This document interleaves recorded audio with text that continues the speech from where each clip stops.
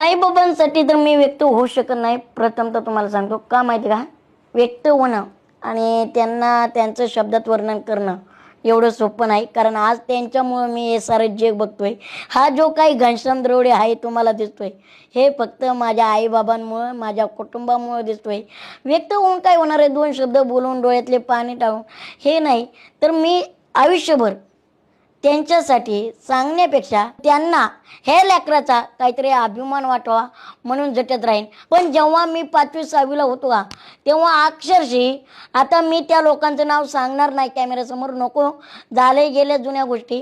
पण आमच्या घरी येऊन आमच्या वडिलांना सांगायचे, तुमचा मुलगा आयुष्यात काहीच करू शकत नाही, तुमचा मुलगा अपंगत्व आहे.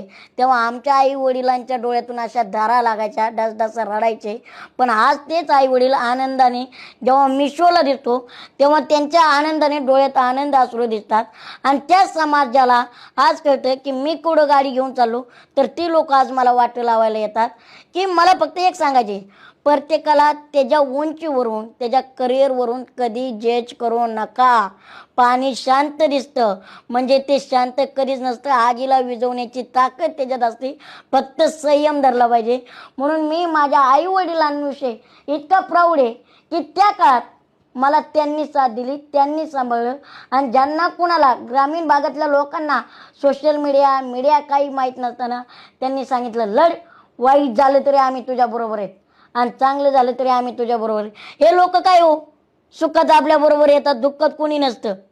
जेव्हा माझा पहिला व्हिडिओ व्हायरल झाला का, तेव्हा हे लोक म्हणायचे, आता तुमच्या घराचं काही खरं नाही, तुम्ही नेत्यांच्या विरोधात बोलता धडाधड धडाधड, आता तुमचं काही खरं नाही.